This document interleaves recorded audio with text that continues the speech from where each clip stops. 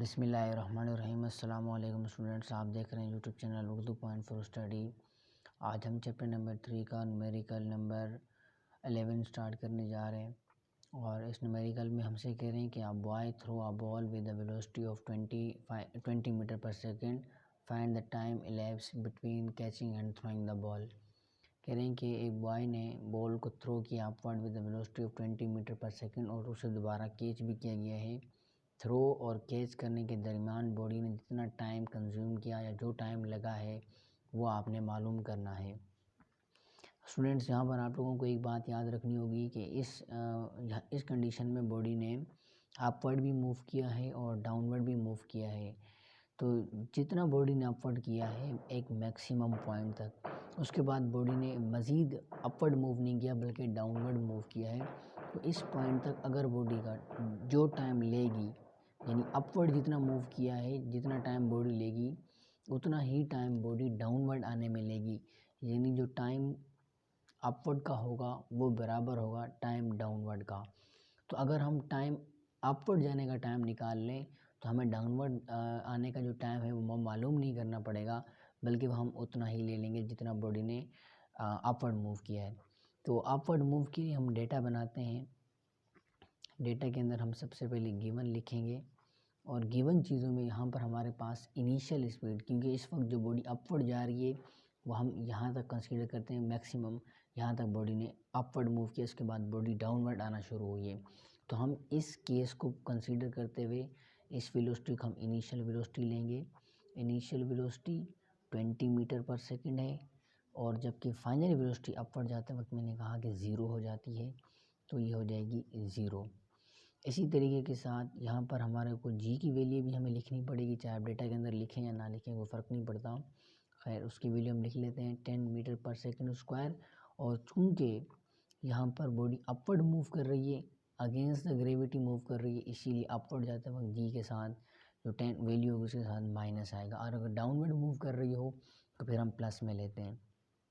इस सवाल में हमें जो रिक्वायर्ड चीज़ है वो है हमारे पास टाइम। जो चीज़ हमें मालूम करनी है वो है हमारे पास टाइम, यानी उसको हम कैपिटल टी से ज़ाहिर करते हैं, टोटल टाइम हमें मालूम करना है।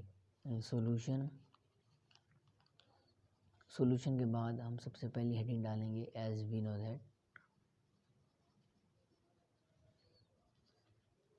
दैट के बाद यहाँ पर सवाल के अंदर डेटा में हमें कहीं पर भी टाइम निकालने के लिए कहीं पर भी डिस्टेंस गिवन नहीं है।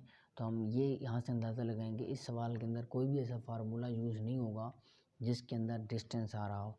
तो वो फर्स्ट इक्वेशन ऑफ मोशन है, यानी v f is equals to v i plus g t हो जाएगा। यहाँ पर एक्सेलरेशन की जगह जी आ जाएगा। तो ये फार्मूला हमारे पास है जिसमें डिस्टेंस नहीं आ रहा, तो हम इस फार्मूले से टाइम निकालेंगे। तो टाइम को सबसे पहले सेपरेट करना पड़ेगा। तो वी आई सबसे पहले हम जो चीज़ ऐड हो रही है उसे हम इक्वल के दूसरी साइड पर शिफ्ट करेंगे। तो वी आई दूसरी साइड पर जाने के बाद माइनस में आ जाएगी, ये माइनस हो जाएगी, is equals to g t. और जी यहाँ पर टाइम के साथ टी के साथ मल्टीप्लाई हो रहा है, इक्वल की दूसरी साइड जाकर डिवाइड हो जाएगा। तो टाइम हमारे पास बराबर आ जाएगा v f minus v i divided by g. अगला स्टेप, चूँकि हमारे पास यहाँ टाइम सेपरेट हो गया है, तो अगला स्टेप हमारे पास होगा put values in above equation. अब इक्वेशन हम ऊपर वाली वैल्यू के अंदर अब हम पुट करेंगे वैल्यूज़।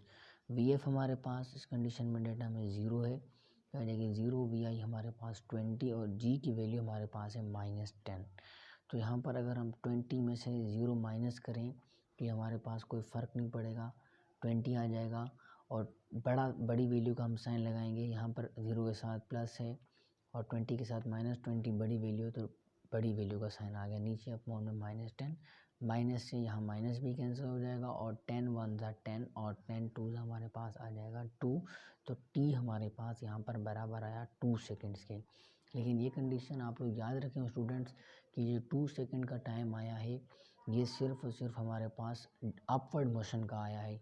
तो जैसे कि मैंने न्यूमेरिकल स्टार्ट करते वक्त बताया था कि बॉडी जितना टाइम अपवर्ड जाने में लगाएगी उतना ही टाइम बॉडी डाउनवर्ड आने में लगाएगी।